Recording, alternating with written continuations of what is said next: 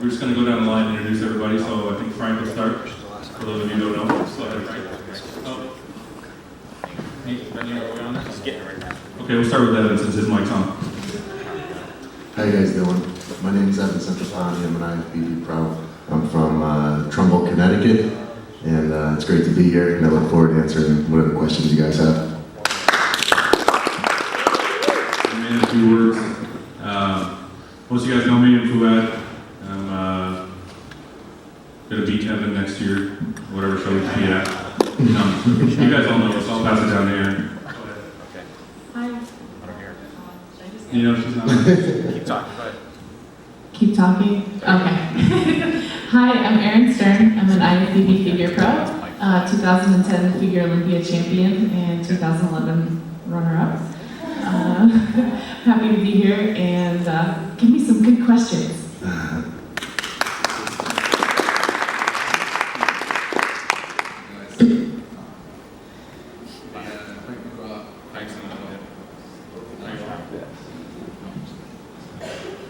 Will, what do we got?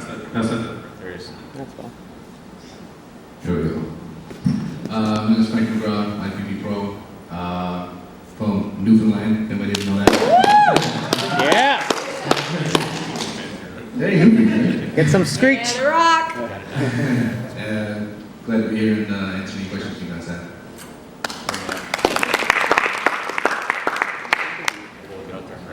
All right, well, none of us like to talk too much about ourselves, so I guess we're going to kick it off. So anybody has any questions about anything, nutrition, training, get ready for a contest, anything that, you do, feel free to ask. I'm going to have somebody run a mic to you so you guys can get your questions out, okay? So we're going to get that started now.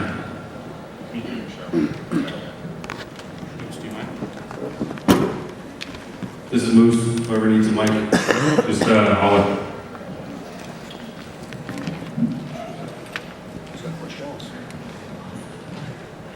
Start up.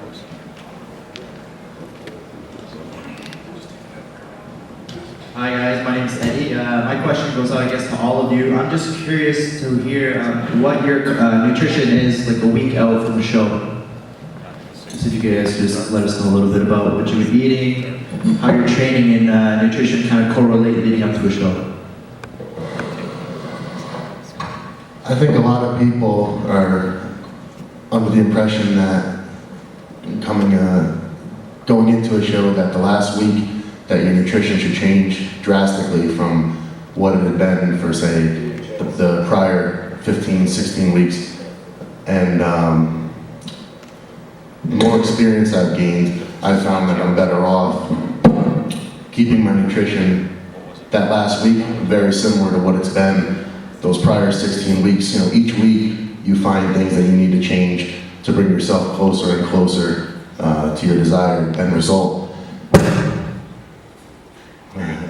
And the last thing you want to do is 1 week before the show, totally change up your diet, start eating things that you haven't eaten in 3-4 months, start eating different carb sources, different protein sources. So I think that as each week progresses, your diet evolves and it brings you closer and closer to the stage, and the final week is really no different than the week before. You're just making small changes just to fine-tune yourself. If you look great a week from the competition, there's no need that final week to go ahead and start changing everything dramatically. You're only asking for trouble. So to answer your question, the last week before the show, my diet is really not much different than it was the week before.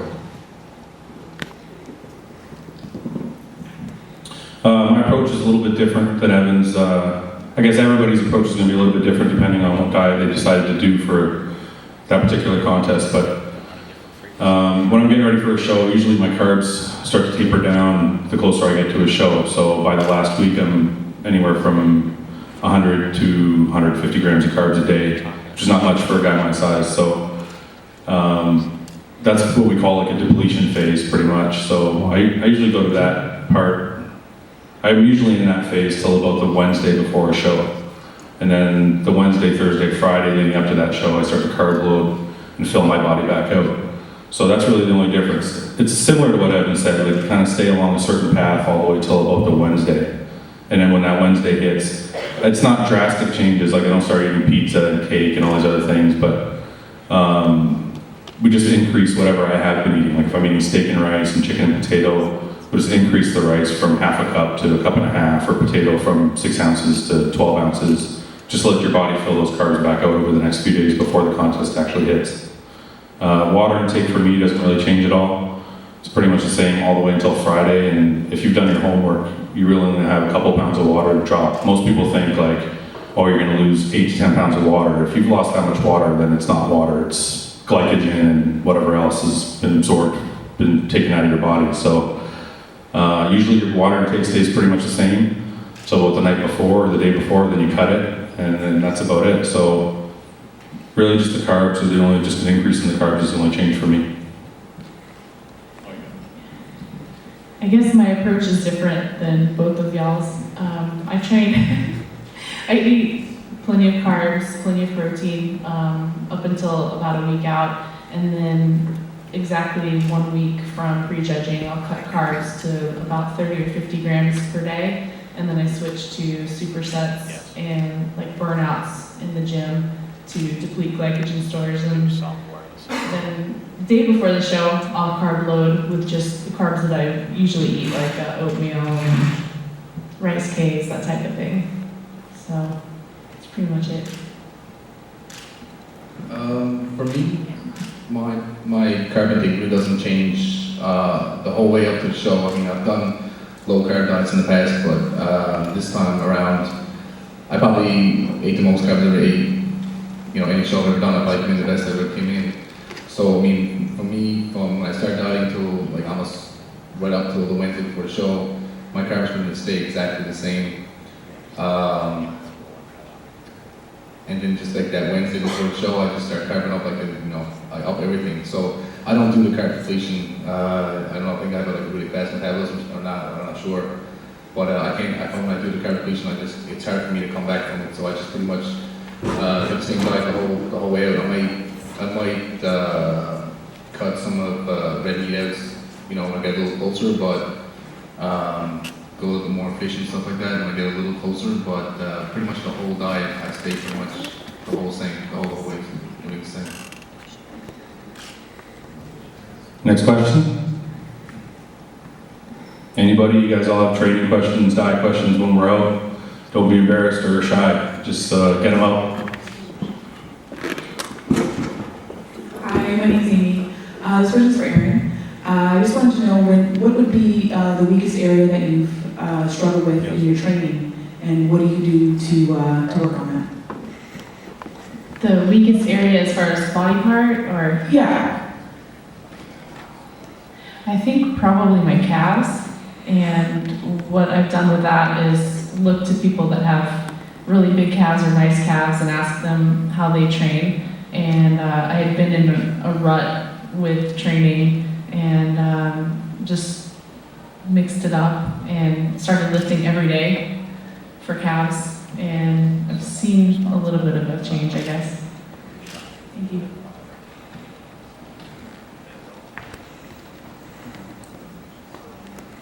My question is like another question, like just basing off of her question when she's speaking about like weak areas and things like that. How do you guys figure like muscle balance, say like when you're doing like hamstrings, like toe position, like kind of toe in, toe out? Do you guys vary that at all? Just to kind of like perhaps like if you're hitting a plateau to kind of like continue muscle growth and things like that. Do you guys incorporate that into your training? And also like what about like deloading your training just so you don't overtrain? Just thoughts about that. Any which one of you? I don't know whoever's keen. I think most of the time when people have trouble with a lagging body part, it's usually one of two things. You're either overtraining it or not training it hard enough.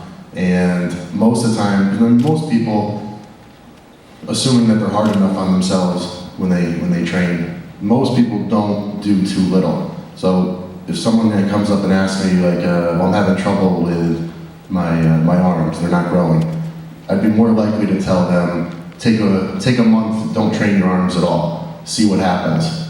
If they actually grow, then there you go, you're overtraining them. If they get small, flat, and when you go to train them again, they feel weak, then maybe you're not training them hard enough. And when I say hard enough, it doesn't always have to be doing more sets. but if you have a good training partner, someone who can help you enforce reps and increase the intensity and bring you closer to failure and keep the workouts brief, sometimes you'll notice that that's a better option. But usually you're doing too little or you're doing too much, and it comes down to finding which one it is. For me with lagging areas, like one of the areas I struggled with was my legs. I found that the toes in, toes out, all these little things don't really work. Actually, the person who helped me with that was Evan. One of the things we talked about was just getting back to basics. Like something I was doing, one of the things I was doing was using a narrow stance for squats. So I was like, everybody says, squat narrow, you're gonna get a big sweep, that's the way it works. I did that for a long time, it didn't really pan out. Me and him trained together a couple times, and he's like, look, just do it the way it's supposed to be done with the maximum effort. So over the next few months, that's what I did. Incorporated more deadlifts into my workouts, more squats, more of the basics, but without any like gimmicky little toes in, toes out, or this kind of stance, that kind of stance.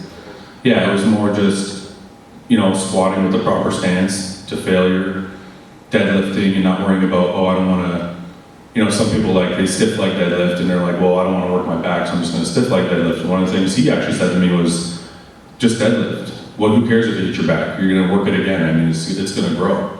So it's actually what worked for me with lagging body parts was just getting back to basics and not doing all the little tricks that people say work and don't work. I mean, not to say to completely get them out, but my advice would be to get back to the basics of it, try that first, see what happens to your body, and then when you've reached your plateaus in those areas, then kind of start incorporating some of the other little things that people can tell you about.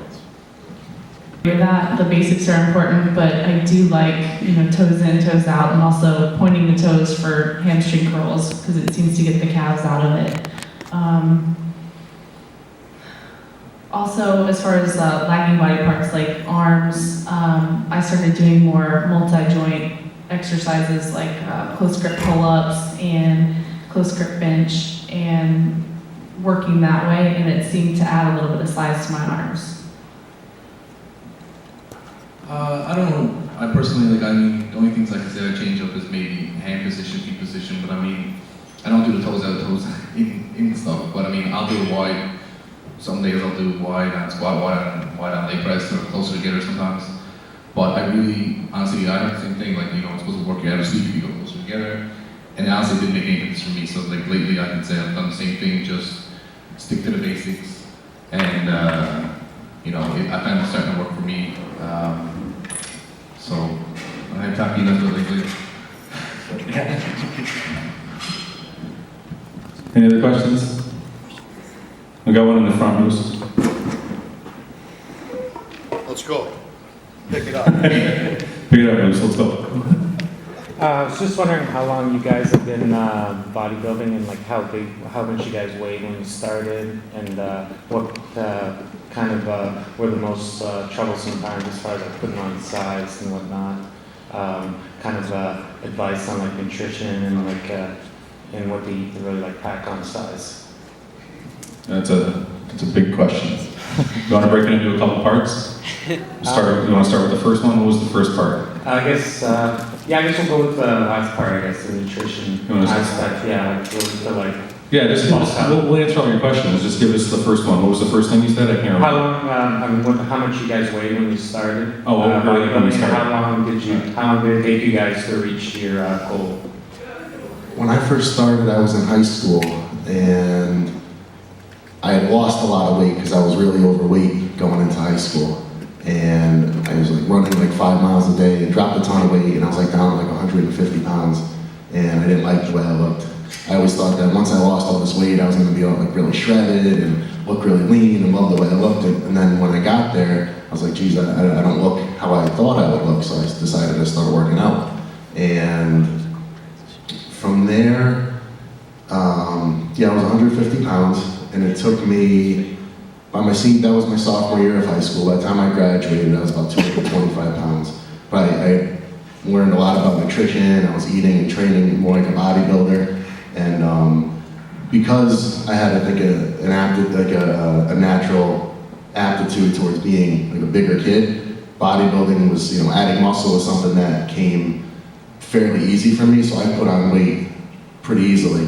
I mean, by my sophomore year in college, I was about 280 pounds. Not super lean or anything, but you know, I was big, I was strong, and you know, since I've started, you know, your training just evolves. Every year it changes, your nutrition improves, your training improves, you figure things that you can do differently, things you can do better. So what I was doing, you know, back in say 2005 when I did my first contest, was entirely different from what not entirely different, but it's different from what I'm doing now. So the thing you're gonna notice is that it's gonna just evolve. You know, what you're doing right now is different than what you're gonna be doing a year from now, and you just never stop thinking about what you can do to improve, you know, what you can do better. When I started out, I was 20 years old. I didn't even want to bodybuild. I used to read like Men's Health, and came across a friend of mine and had done a couple shows, and I was like, I can do that, and then he bet me if I could do it. So I did my first show, and from there it just kind of rolled. I liked what I was doing. I liked the way my body was changing. I was kind of like Evan. I was like a fat kid, kind of. Not really. I got a little bit heavier in high school. I started doing a bunch of cardio, and I got leaner, but I actually just liked the way I looked that way. But then I started bodybuilding, and I kind of liked the way my body was changing that way, so I just kind of kept going. So, and I agree with what he said. Like the stuff I'm doing now, nutrition-wise, training-wise, it's like 180 degrees from what I was doing 10 years ago. Like I had no clue what I was doing before. So, like you said, everything's going to change as you go. I mean, I remember one off season. I think I was 23, and I was like, you know what? I had qualified for the nationals, and I said, you know, I'm going to get as big as I can so I can do the nationals. I think that year I ate everything in sight, and I was counting carbs from like Pop-Tarts and protein from like Chef Boyardee. I'm like, this counts. So I was like, just go ahead with it. And I got to like 286, and I just looked like a beach ball. So anyway, that was probably my biggest mistake in my career. I lost 80 pounds for that contest, and I learned from that mistake anyway. So and here we are. I don't know if it's an appropriate question for a girl to ask what the... I'm just kidding. When I started, I was about the same weight, but I was running track in college, and the majority of the weight was in my lower body. So I guess I started weight training like a bodybuilder after college, and kind of redistributed the muscle. And then I started competing in NBC in 2008.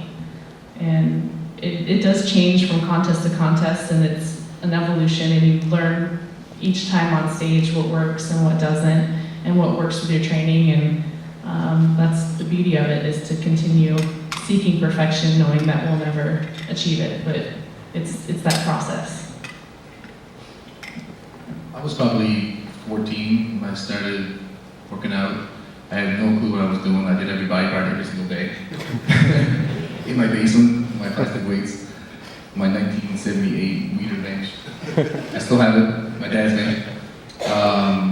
You know, and I was pretty much I was a skinny kid. I was like the smallest kid in school, getting picked on and stuff like that. So that's why I started working out. I was like, you know, I want to get big. And you know, same thing. I had no idea about nutrition. I was eating hot dogs and chicken burgers, and I thought it was great. Right? And I gained weight pretty fast. I mean, when I started, I went crazy. I was training, I would go swimming, I would go running, I would go biking, because I just wanted to be, you know, like the same guys. I want to be in shape, I want to be ripped. And when I got out of high school, I think I was 170 pounds, but I like had abs, the vein in my arm and stuff like that. And then I started going to university, and I said, okay, now it's time to get big. And I just, same thing as food, I just ate everything. I lived in top of a pizza place. So, you know, pizza every day, chocolate milk every day, and I got like 275 pounds.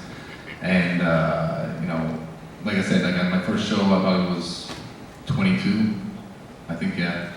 And just been learning ever since then. Like even from that, like I said, now to back then was totally different. I think there's a time that you can have those days where you eat a lot of that junk food when you're young. I think you can do that. I thought it helped me to get size at first. I don't know how anybody else agrees with that, but there was a time and place for all that kind of stuff.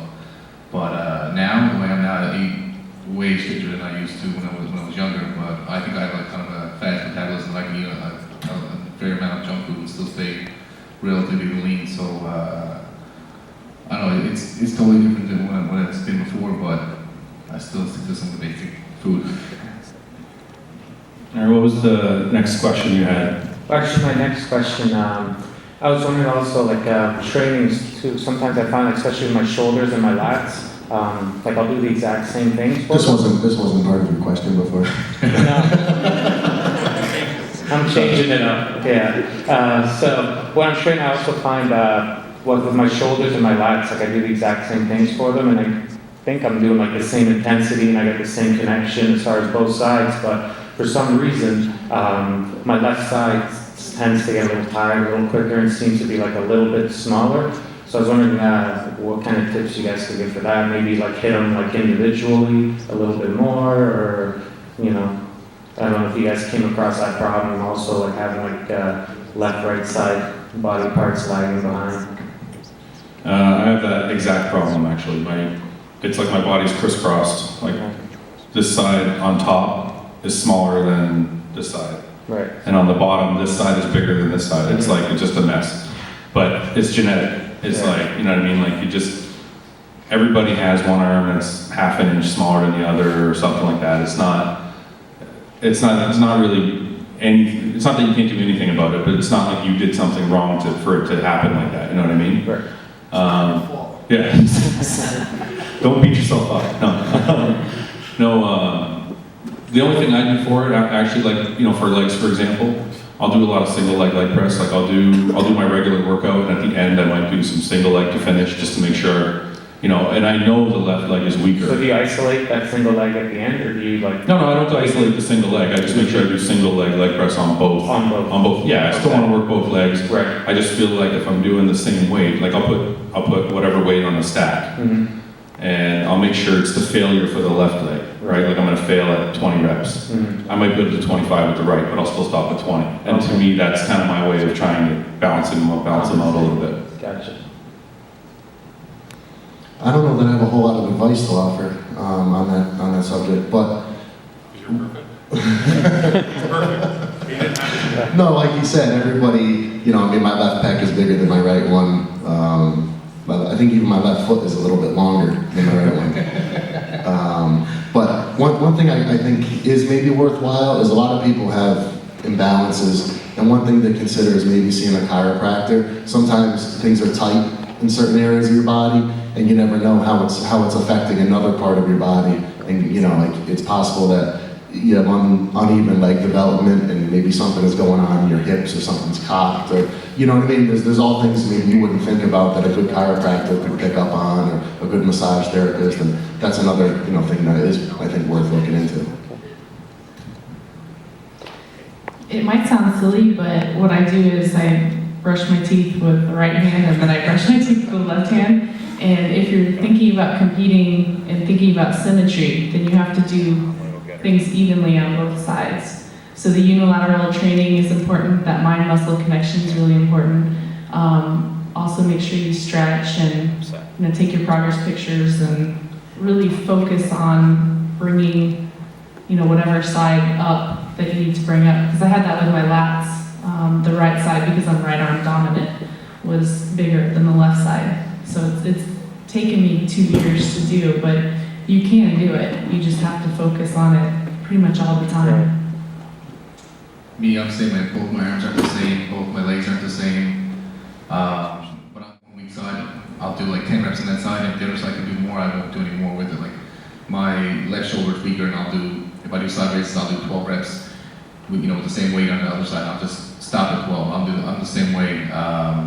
I don't usually train one side more than the other, because I know some people do extra reps on one leg, or I don't believe in that. I always try to do the same on both legs, both arms, both everything, even if it's lagging. But like you said, it's just genetic, so I just like to train both sides the same. Thanks, guys. Okay. Anybody else got a question? For your first show that you've ever done, how long out did you start your prep? And do your prep start the same, like 16 weeks or whatever, every single time? And how do you gauge when to start your prep? The first show I did, I was 23, and I started my prep 10 weeks out. I had no clue what I was doing. A friend of mine talked me into competing in the show, And he said, oh, just, start 10 weeks out, that'll be enough time. And I think I was like maybe 270 when I started dieting for it. I competed at 225. It was a hard diet, but like, was it enough time? Yeah, I mean, I came into that show in like really, really good shape, but I probably suffered quite a bit for that show. Like, I didn't know any better. I just dieted really hard. And now I've done 16 weeks in my prep, and I feel like it's a little bit long. I would almost rather sometimes go shorter and more intense, because it's harder in my mind to like, not diet as hard or not do cardio as hard. I would almost rather go harder and then pull back if I have to. So I think probably this year, I think maybe like 12 weeks, I'll probably go. But again, it's all individual, and it's the best thing you can do is, whether it's training, nutrition, all these things, is to find what works best for you. But to simply follow what someone else does, you're gonna find it's never gonna probably pan out the best for you. But yeah, that's what I do. My first show was actually here on this stage when I was 21. I dieted for 14 weeks for that show. And since then, I've had like 4 different trainers, and every trainer has their own philosophies. So, when I was fat and I was 286, I dieted for 22 weeks, which was hell. So I never got that heavy again. And then I worked with Chad Nichols for a while, and there were shows where we dieted for 8 weeks. And I'm kind of like Evan almost, like, I think my body prefers a longer diet. Like when I worked with Hani, we worked for 16 weeks, and I think I came in the best I've ever looked at the last show I did at the Flex. But mentally, I think I like Chad's diet better, because it's 8 weeks and I work better under pressure. I like just knowing, this is it, every single day counts. And I don't feel like I'm losing muscle if I'm eating the right foods and getting the right sleep. So 8 weeks for me is like, hey, bang it out, get shredded, and get on stage. And so I've had all different things. I don't know really which one. I think my body prefers a longer diet. My first show, I dieted probably 2 or 3 weeks. I didn't really even have a suit. It was kind of on a whim. Now I do 4 to 6 weeks. I try to stay pretty lean year round. And I do my own diet, so it's been hit or miss. I'm about 5 to 8 pounds from contest weight, which is a lot different than you guys. My first show was 22. I think I started 12 weeks out. I came in, pretty good shape, not as good shape, I guess, what I do now. But I think I probably start now, it's like 16 weeks out, but it's very slow. Like I don't jump right into it 16 weeks, like cut everything out away. I just start cutting things out. For the first 4 weeks, I cut things out slowly. And I guess by the time I get to 12 weeks, then I'm really into the diet then. So I like to kind of just ease into it slowly and not just jump right into it and stuff like that. But I think I do like the 16-week diet a little bit longer. So.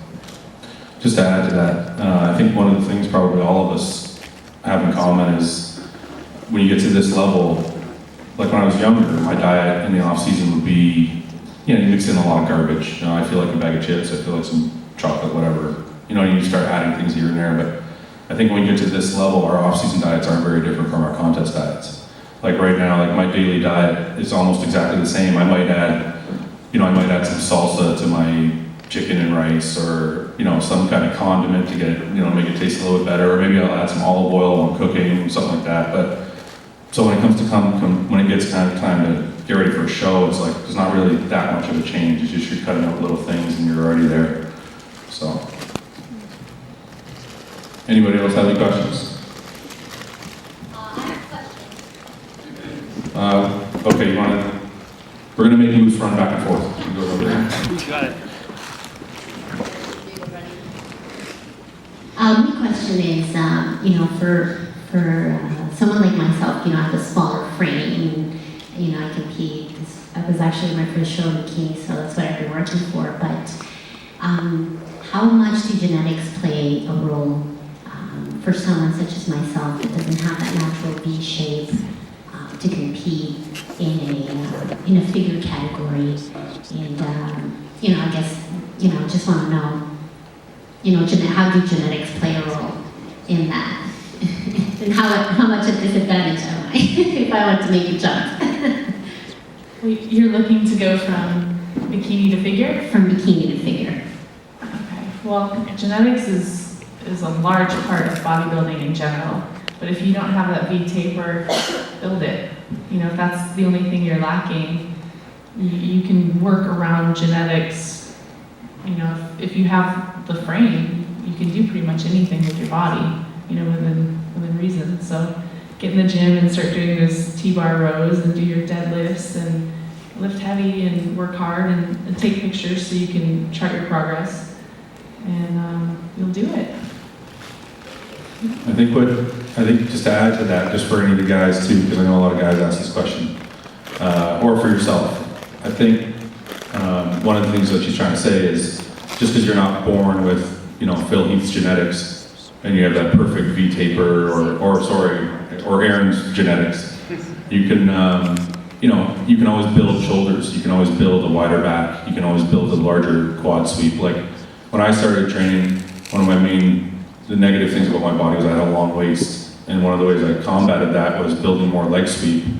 So my quads flared up higher, and then I built more back, so my lats came down further, and then all of a sudden my stomach looked shorter. So it's like, just because you're not born with the perfect shape, you can change it. I think I see some of the people who with the best genetics, or some people who I take for granted sometimes. You see some of the people who don't have the best genetics, and they're some of the best people out there right now because they work harder, because maybe they feel they need to work harder than some people. And some girls and guys are the best in the world, and it's just because they worked harder than the people that probably have great genetics and probably take it easy. You know, so I think anybody who doesn't genetics, I don't think is just an excuse for most people.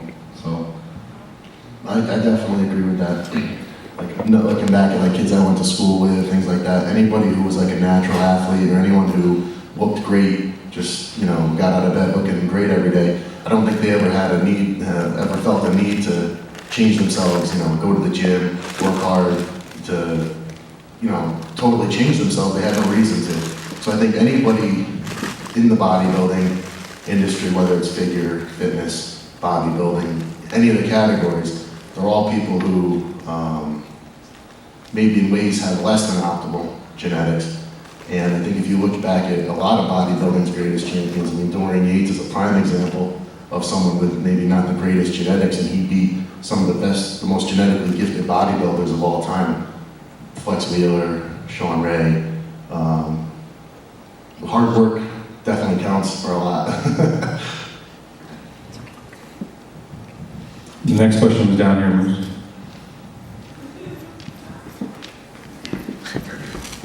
Can we get the one at the very top next? How often do you incorporate stretching into your routine, and how important would you say it is?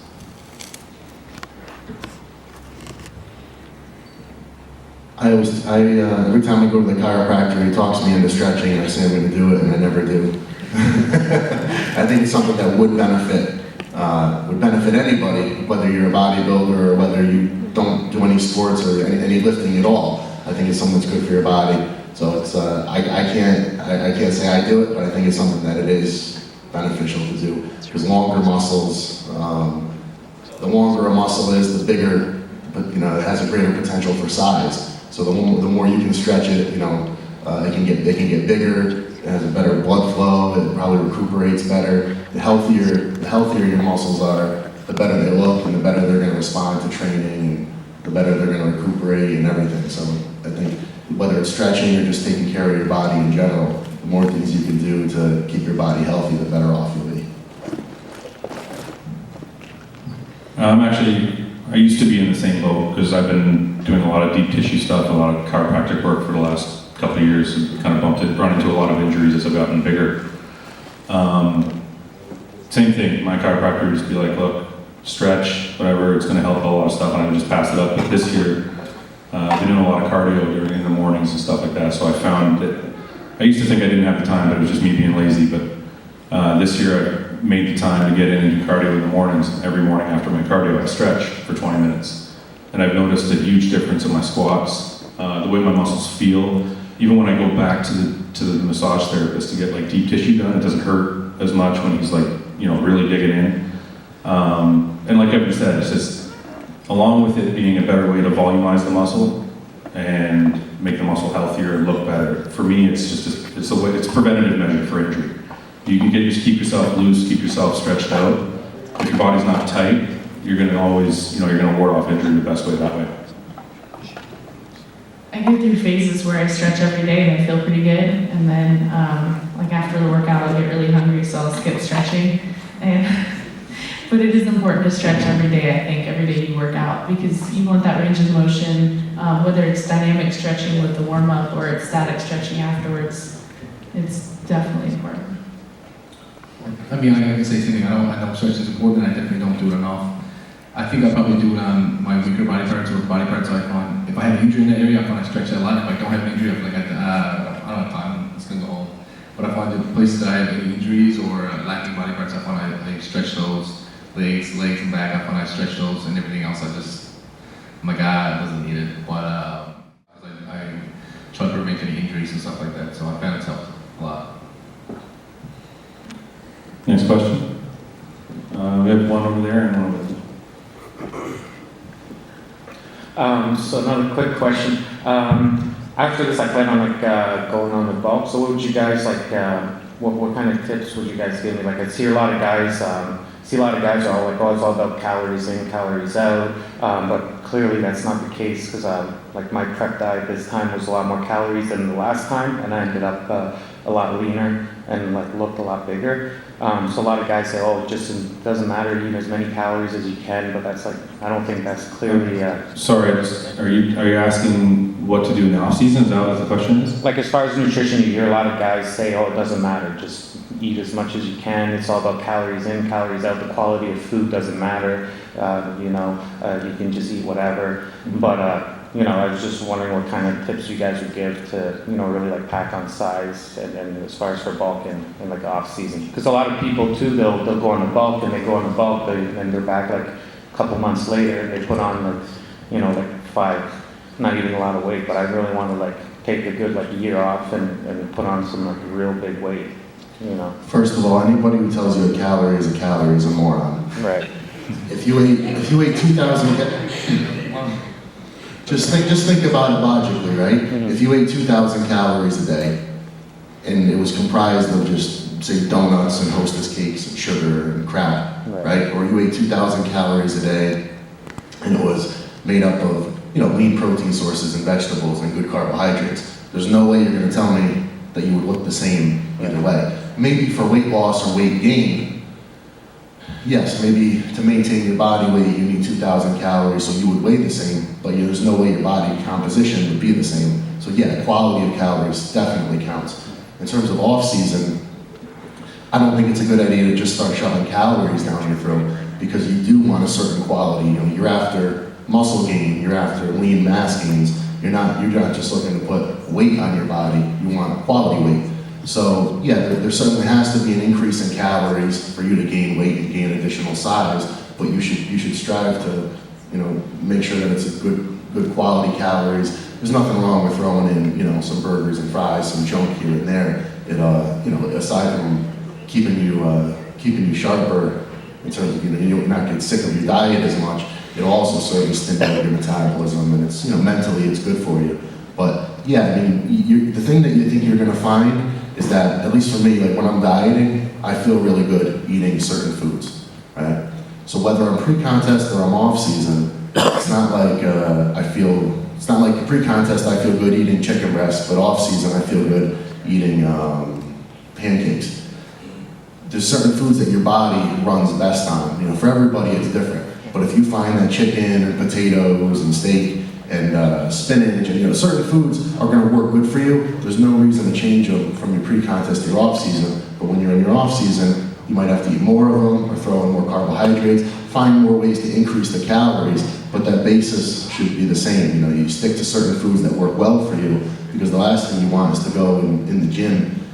If you're eating all sorts of fast food and all sorts of junk, you go into the gym and it's a big squat workout, a big deadlift workout, and you're gonna feel like shit. And the last thing you want to do is hinder your training. So you need to eat foods that you feel good eating, that make you feel good and help you perform. And there's no need to change them drastically between pre-contest and off-season. I think Fouad said earlier, the same thing we eat the same foods we eat in the off season as we do in contest. Like, I'll just add some, like, more carbs, I'll eat, some sauce, some barbecue sauce, I'll, whatever. And it's in the opposite, I'll have a couple, even for my own sanity and stuff like that, and I find it helps to throw sometimes junk food in burgers and cheesecake and stuff like that. Even for me, I do it probably almost every day. But I think there's a place for that too, especially in the off season. But like for my off season, I pretty much just the same foods I do when I diet. It's all the Bigger same. quantities. Yeah, just more of it. Like I said, like Frank said, we all kind of do something similar to what when we're dieting. It's like I told you back when I was younger, I used to eat all the garbage, and calories not a calorie, man, because I didn't look good after eating all that garbage. Basically, my rule of thumb, and this isn't true all the time because there's some frozen stuff that's not bad, but if it comes in a box or a can, you might just pass it up. Like you always want to eat. Like I always try to stay away from anything processed. Unprocessed food's going to keep you going. As far as like cheat meals go, I actually think they're beneficial. I don't think it's good to just be like, I'm going to eat chicken and rice and whatever, steak and potato all year long. Like that's the base of it, and that's probably 90% of it, but I do believe in like, okay, I got to train legs tomorrow. It's my day off today. I'm going to bump my carbs up, and not only that, I might throw in like, I'm going to have prime rib that night instead of, my regular steak or whatever it is, or I'm going to have a burger, or I'm going to have something a little bit worse than I'm normally going to have, because I think that, I do believe like that added fat is going to help me in my workout the next day, or the added calories are going to help me in my workout the next day, but that's just like once a week. You don't need a whole day. Some guys have a whole day where they just eat whatever they want. I used to do that. It doesn't fly. It's just somebody telling you that because they want to eat whatever they want. Like one cheat meal just to keep you going the next day is usually the way it works, and you just really eat what you're eating during your contest and just bump the calories. I don't think figure or bikini or girls in general should have a bulking phase. I think a lot of us end up having one, especially around the holidays, but it's definitely not a good thing.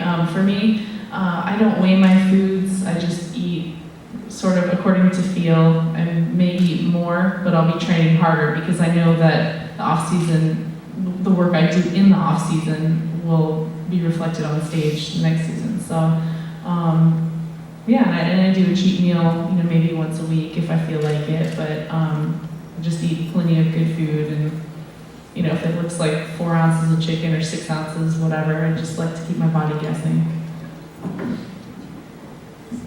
Next question? We have one up there.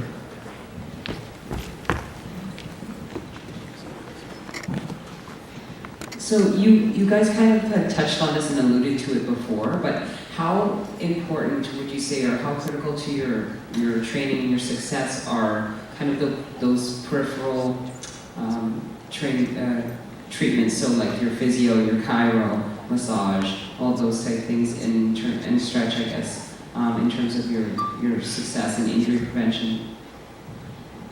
For me, in the last 3 years, I think the bigger someone is, I think everybody's body has a limit where they're like, okay, we're not, you're not really supposed to be too much bigger than this. And I think when you start to pass that, every pound or every 5 pounds or 10 pounds you put on past that, it has a harder time, keeping in rhythm. So you gotta keep it in rhythm. You gotta do it for it. So for me personally, in the last couple of years, I've had a lot of injuries. The bigger I've gotten, the harder it's been to keep myself healthy. And I think deep tissue massage is the most important thing outside of training to keep yourself healthy. Like I drive 4 hours every Sunday to Toronto to get worked on by a guy I think is the best in the province, and then 4 hours back every Sunday. So that's how important I think that is. That's not the only thing. I mean, I think you have to have the chiropractic work to go with it. Luckily that guy does it as well, so it's good. But all the treatments are important, but I do feel that deep tissue is the base for it. I think if you want to keep yourself healthy, and you want to keep yourself growing, and you want to keep excelling, I think it's something you're going to have to add into your regimen eventually. I think that if it keeps you injury free, then it's worth a lot, because obviously if you're injured, you can't train.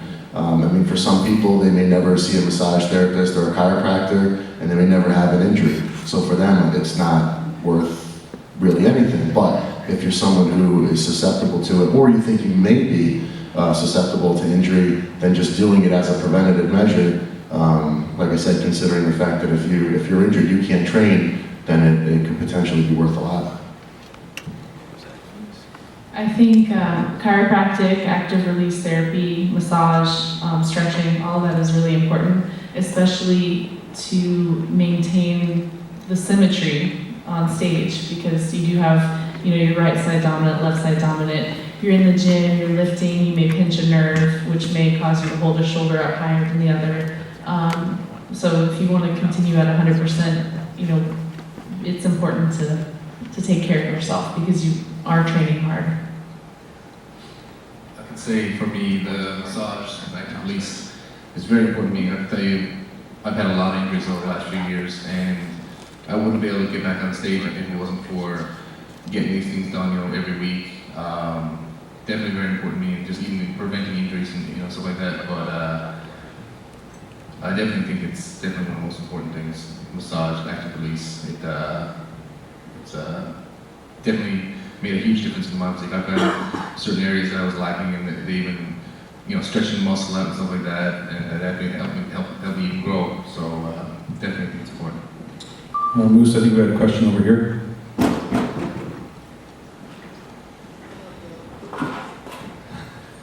And then keep running them back and forth. Okay. I'm just wondering, I think some of the coolest parts of what you guys do is mental.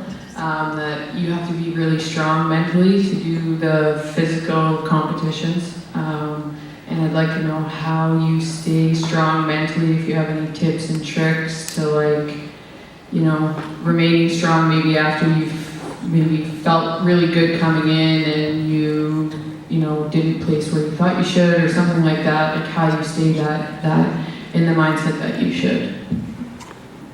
Yeah, I think it's the same thing with your body. It takes work. You just can't one day. It looks like you gotta be mentally strong. It doesn't happen right away. Same thing. You have to progressively keep doing it and make yourself. Like for me, I had to try to believe that I could do it. In those days that you have doubt. Everybody has doubt, I guess. But you have to train yourself to not have it, or train yourself to be positive and all the time, even when things are not going well.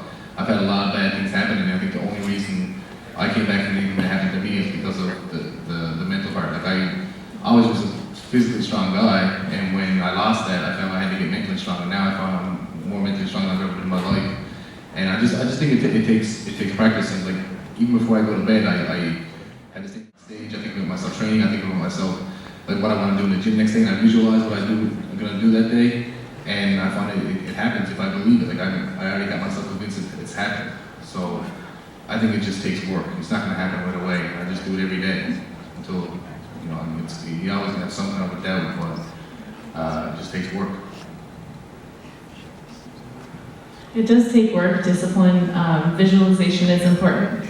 Also, if it's something that you truly want and you're doing it for yourself, then you'll stay on track and you write down your goals, and if you don't achieve them at one show, come back stronger and do it at the next one. But if it's in your heart to do, then you'll do it. For me personally, it's been a large part of my growth in the last couple of years. The guy I actually go see that I just talked about for my physio and chiropractic work is he's a jack of all trades because he's also a mental coach.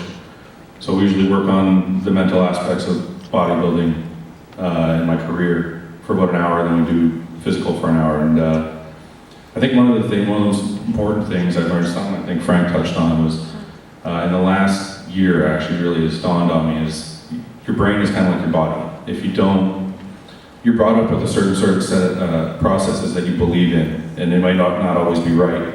So you might not always feel good about yourself. And when you train your brain to believe you can do something, it's something you got to do nightly. It's kind of like Frank saying he's visualizing nightly. It's something you have to do daily, nightly, weekly at least, to keep your mind fresh. It's kind of like your body. You wouldn't train chest one day and then not train it again for a month. You train it every week. You got a schedule for it. So it's kind of the same thing with your brain. You kind of have to keep that belief and your goals and your progress all in your mind on a daily basis and working on them. And one of the things I learned was, as soon as you stop, like if I don't go see him for a month, or if I stop doing it on my own for like a month and I just, it's not important, I actually regress. Like I actually start to feel worse about my training. I actually start to feel worse about my chances moving forward. So it's something, I know it sounds cheesy, but like writing down your goals and like thinking about your goals and doing these things on a daily basis, or at least 3 times a week or something, just to keep yourself fresh, is something that some of us need just to keep us going. I think the bottom line is if you want to do something, you do it. If you don't, you don't. You either want it or you don't. And every time I walk in the gym, it's me that brought me there. You know what I mean? No one's saying, you have to go train, you have to go do this, do that. It's me. So if I'm in the gym and it's a back workout, like, oh shit, I got a deadlift. I say, well, you a bodybuilder or not? You don't want to do it, go home. You know what I mean? Am I a champion bodybuilder or am I not? You're either going to do it or you're not going to do it. You also remind yourself how lucky you are to be able to do it. There's people in my gym. There's a guy in a wheelchair. He comes to the gym. There's another guy who's missing a hand. He's got a prosthetic limb. There's another guy who brings his oxygen tank to the gym. These are all people that would love to probably go deadlift, and I'm able to do it. So you keep things in perspective, and you remember why it is you do what you do, and you're either going to do it or you're not going to do it. And that's really, the long and the short of it. Thank you.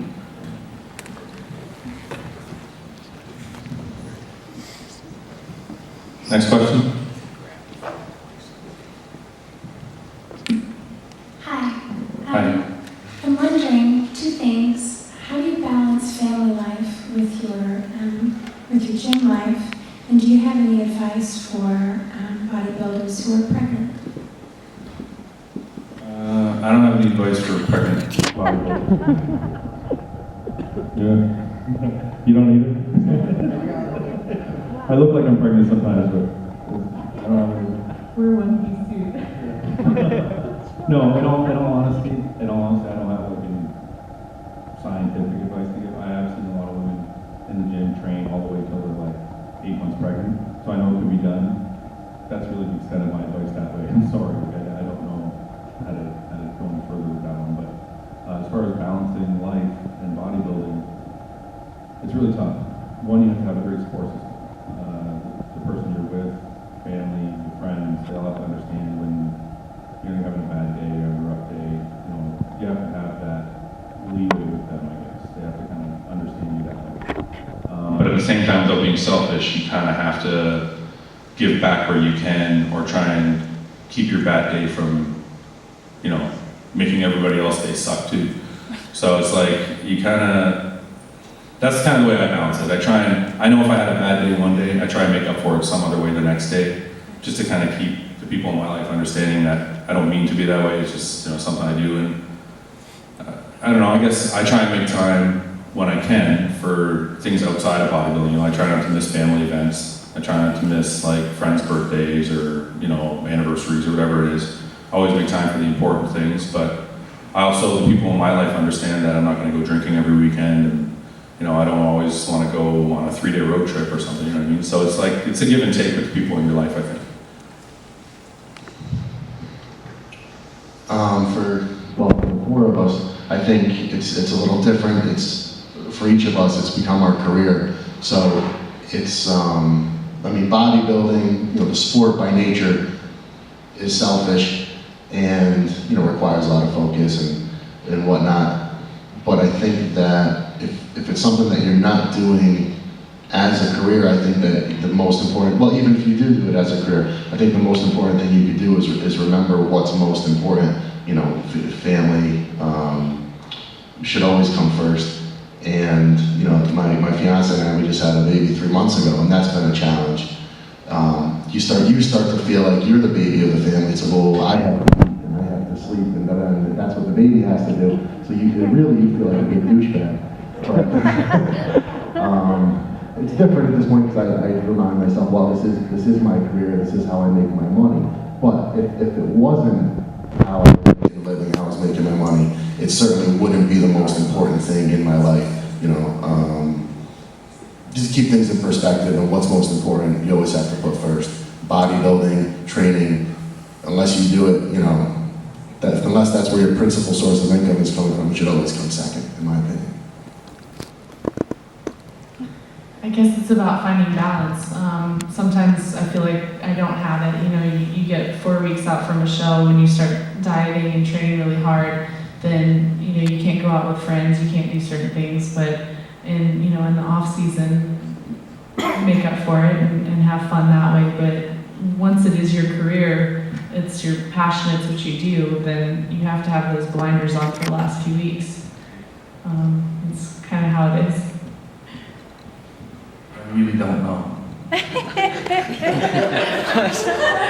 I mean, you obviously gotta be able to, like, your family has to understand. I mean, my family, when I first started doing this, they couldn't understand why I wouldn't come home for Christmas because I was getting ready for a show. Or, my family lives in Newfoundland, I only get to see them a couple times a year. And especially when you're in a relationship or you're in a family, whatever, I think they just have to understanding. You have to make time for people and make them just as important as your career as well. But they just have to be understanding. I think it's just, like you said, find a balance. I think when it's your career, it's a little different because it's kind of like if you relate to any career, right? It's not just, we're not special. I mean, if you were a businessman or if your wife or husband was a business person, they had to fly away all the time.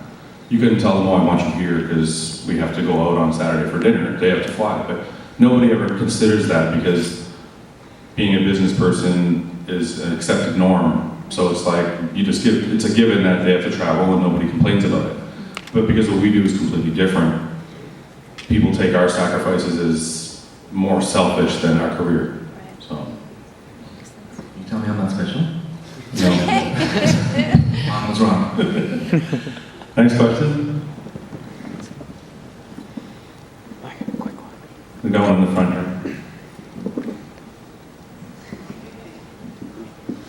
How much cardio do you guys do in the off season? For how long, and what forms of cardio do you guys do? I try and get in three sessions a week at least. I usually do the step mill.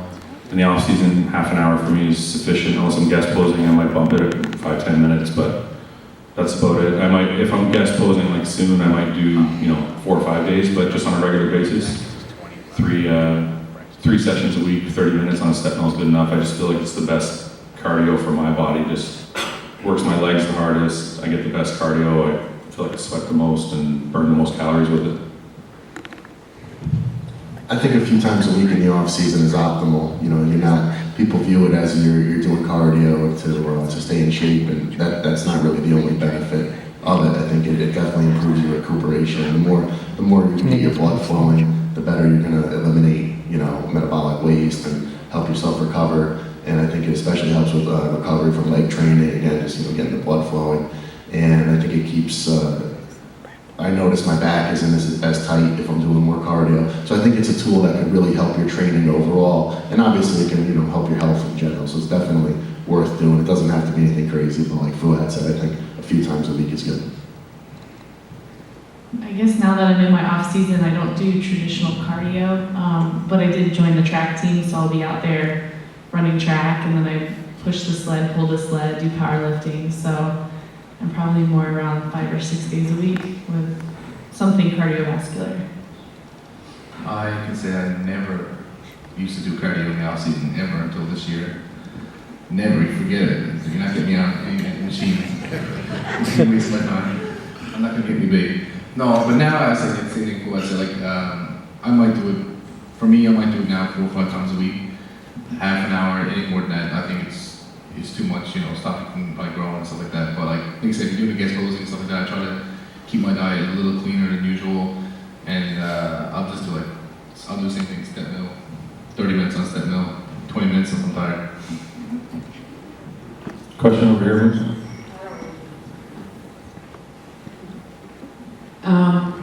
What is everybody's favorite clean treat? Sushi. Yeah. Clean treat. Is there such a thing?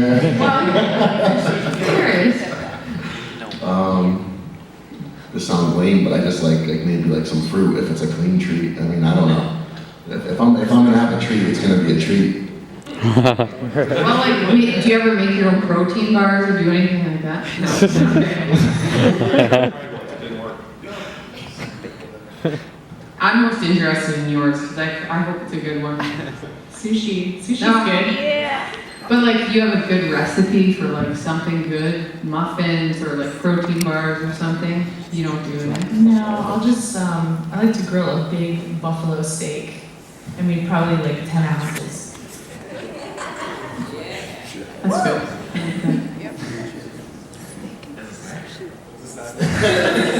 That's a treat for her. Honestly, a clean treat? Nah, I'll just go treat myself. But like I said, I like sushi, I like, kind of stuff like that. But if I want to treat, I'll just go get something real good. Okay, well then what's your favorite cheat? What is I it? don't want to half-ass it. If it's going to be something real good, I want to have something good. What is it then? Well, that's what I'm saying. It's going to be something like cheesecake or a burger or pasta, like go to a restaurant and have something really good. And I try to keep it something that's still got some nutritional value to it, But there's times I don't. If it's gonna be garbage, it's garbage. Like, I'll pizza, double cheese, all the toppings. Yeah, there's carbs and protein. Yeah, but it's not. Okay, there's the four food groups. Not optimal bioavailability. Anyways, no, for me, it's pizza. I'm always in the mood for a burger and fries. Burger, fries, and a big Coke. Our girl is looking for the best steak in town. You're from in town? Across the street. Where? Okay. Yeah? Okay, thank you. Next question.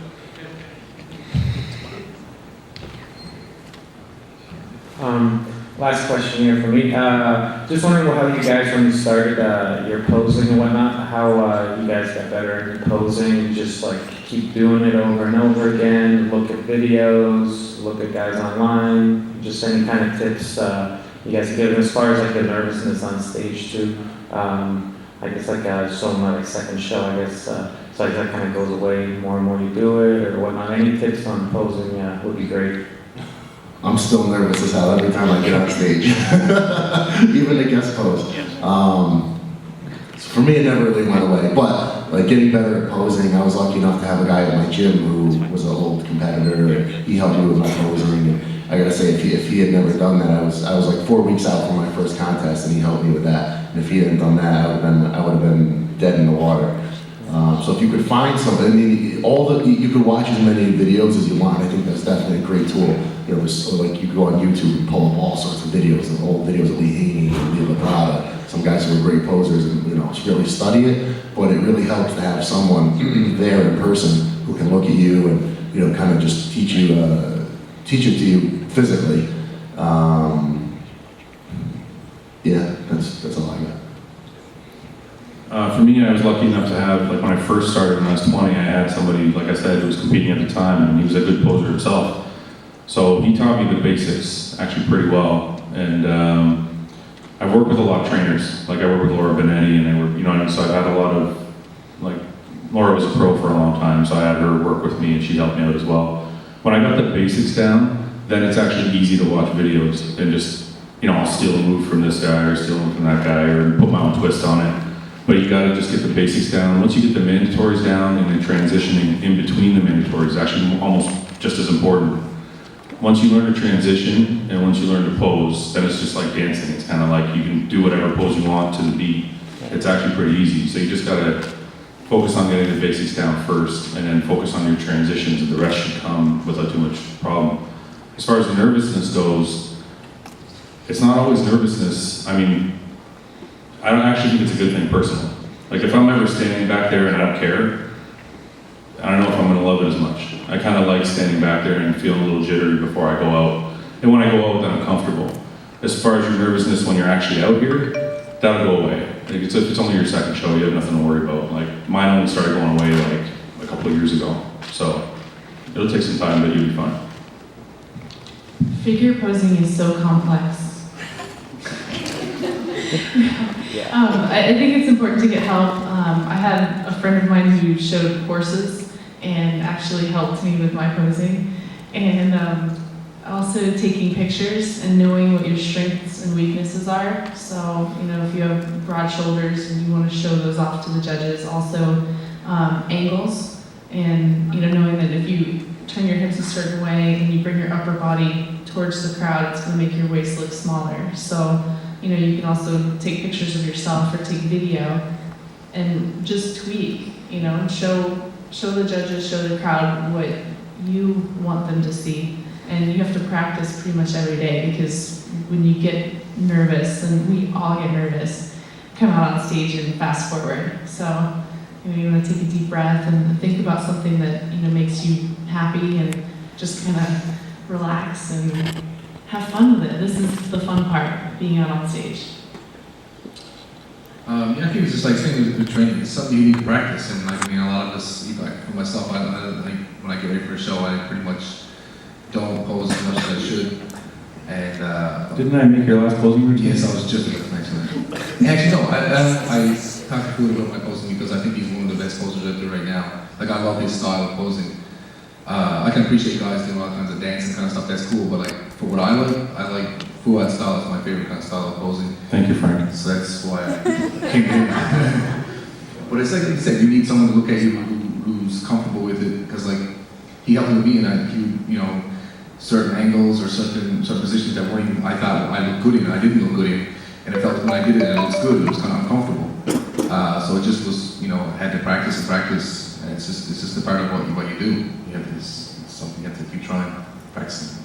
There's actually just one thing I want to touch on that Erin said that I actually learned along my way too, is knowing what your strengths are is really, really important. Like, for example, a lot of guys will see a picture of one of the pros or one of their favorite pros or something, or a video, and they'll say, oh, I love that pose. I want to do that pose in my routine. But if you don't have the body for that pose, then you're actually going to make yourself look worse. Like, for example, like, you know, Kevin Levroni's pose where he kind of puts his hands together like this, and it's his pose like that. Everybody loves that pose, everybody wants to do it, but if you have small arms, you can't do it. You can't pull it off, you don't have that right sweep to it, right? So it's kind of like, that's just one example, but everybody, you kind of have to pose to your strong suit, is what I guess I'm trying to say. Thanks, guys. Any other questions? Yeah.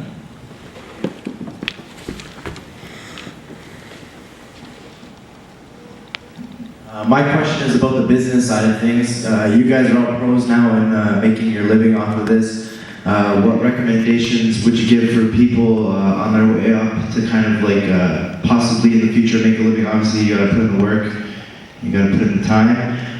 But what do you think is the best route? Do you think it's like working with like magazines, photographers, supplement companies? What's the best thing off this?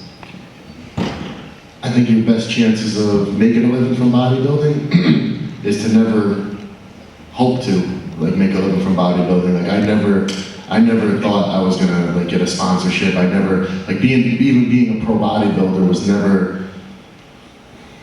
like my goal. Like, I never thought to myself, like, I want to be a pro bodybuilder and I want to make my living from bodybuilding. I just like to bodybuild. I like to train. And I like to make progress, and it just happened. I think a lot of people sit around and think about, well, how am I going to make money at this? I think that goes for anything in life. When you sit there and you try to think about how you're going to make money, you don't make money. I think when you do something you're passionate about and you're really good at it, you're going to make money. You almost can't help but make money at it. So I think if you're focused on trying to make it your career, you're going to do yourself a disservice. I think you should focus on doing what you're good at and doing what you're passionate about, doing something you love, and let things happen. I agree with Evan about almost everything he said. When it comes, almost, about 80%.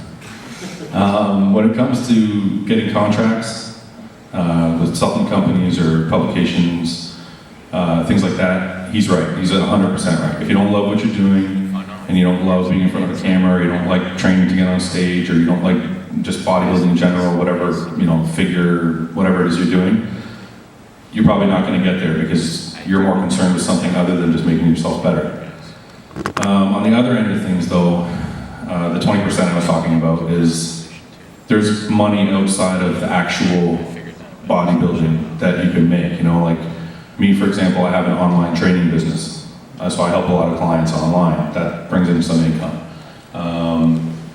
I sell a lot of merchandise. I can help people. I help people cut their music. There's just a lot of different little things that you can branch off into and actually make a pretty good living when you got your you know, you got enough pots on the stove kind of thing, you know what I mean? So, he's right about what he's saying. You have to have passion for it, 100%, but you can also think of other avenues where you can bring in extra income. I think if you're looking to make a career out of it, you actually have to put in a lot of work and realize that to get the exposure, to get possibly a contract, it's not just stepping on stage in your best shape and getting that pro card and, you know, then fame and fortune follows that. It's not the case. So you may, you know, have to do shoots for, you know, time for print. You might have to spend time at a booth at an expo and put the hours in, but you have to decide what it's worth to you. So, you know, if it's emailing companies about sponsorships and, you know, maybe starting out getting free protein and that's it, you know, as a sponsorship and working your way up from there. It's just put the time in and write down your goals and where you want to be with it and work at it and you'll do it. But it takes time. Same thing for me. I never thought I was going to be a pro bodybuilder. I didn't think I was ever going to make money. I just love to work out. Like, I would just love to work out. And I just did my first show. I loved it. When I turned pro, I wasn't thinking, oh, I'm going to start making money. It kind of just happened, same thing.